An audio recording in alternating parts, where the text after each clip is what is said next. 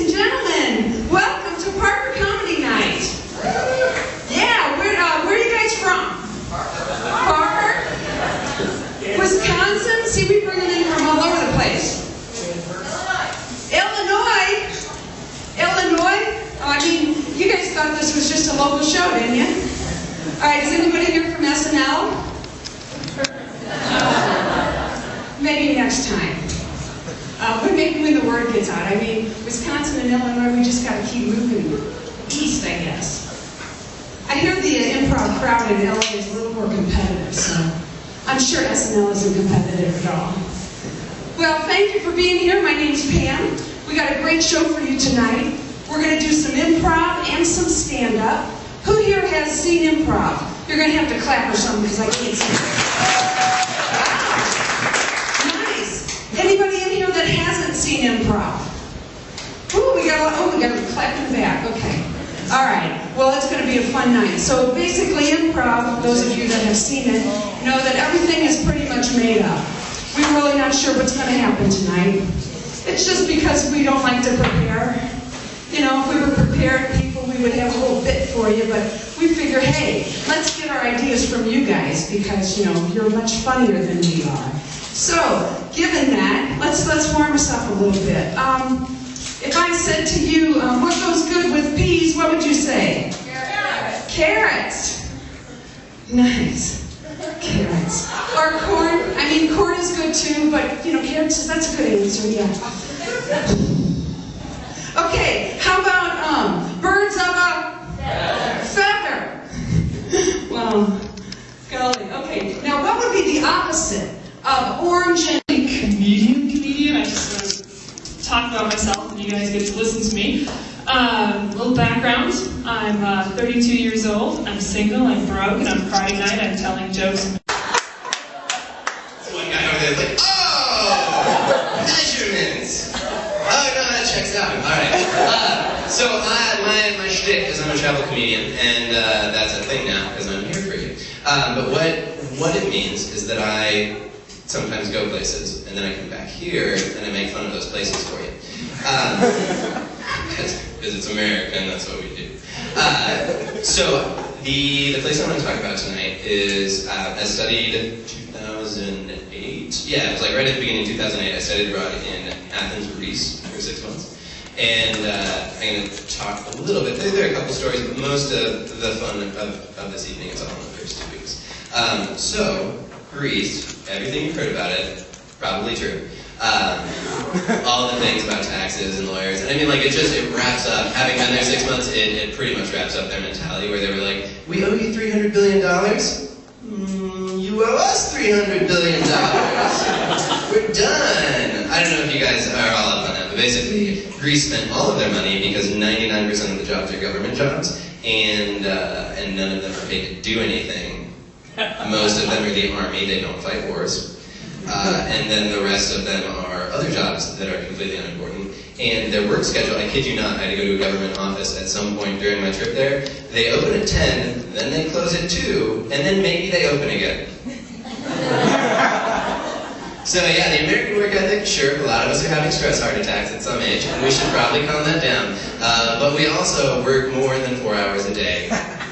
Plus, they had every other Wednesday off because that was the anarchists' organized bi-weekly protest riot / national strike, where everybody that worked for the government shut down. Cheer, you'd be like, oh no, I guess the RTD will run without a captain, but that's fine. It's a train, people get out of the way, whatever. So, in Greece though, every single job is a government job. So when the government workers strike, there's nothing. There's like the one sad cafeteria or Capiano that's open, and the guy's like, I just didn't get the strike poster, I forgot it was Wednesday, or I would have stayed home too, I'm sorry. So anyways, they wake up, actually they don't wake up, they leave the club at 9 a.m., they go home, shower, show up to work an hour late at 11, then they leave an hour early at 1, and then they go drink, literally it's like an ounce and a half. It's a shot glass of coffee and 90% of it is browns. So they chew their coffee for like 6 hours, then all the while smoking. And this was like Italy, the big thing at that time. Italy had banned smoking indoors, and all the Italians were like, Italian stereotype word of anger. And at this point, Greece had like paper Sharpie signs in the hospital that was like, no smoking hospital. And the Greeks were like, maybe. I'll go through the lobby. You're like, oh, thanks, I'm here for a TB test. I don't know that. Everybody had to. I don't have tuberculosis, don't worry. And if I got it, it would have been in Greece anyway, so I don't know why they test. They'd just be like, oh, our bad again, sorry. So anyways, the first 2 weeks of Greece, show up, and I showed up 2 weeks early because they were like, hey, for free, you can show up early and we'll feed and house you for 2 weeks in Greece, and you can undig something that's been buried by dirt. I was like, that sounds awesome. Everything in Greece is buried in dirt because they've just done nothing but build things forever, and then when those things fall down, they just are like, let's build on top. And so now, anytime they try to build a house with foundations or building code, and they start digging down, they find just a stupid amount of everything. And so we were digging out like a 4th century Byzantine church, and underneath it was a 4th century BC fortification wall that, like, at some point the dirt and the fortification wall were blocks like this large, just huge stone blocks, because it was, to fortify something. And when dirt had filled up to that level, somebody was like, let's just build a church on it.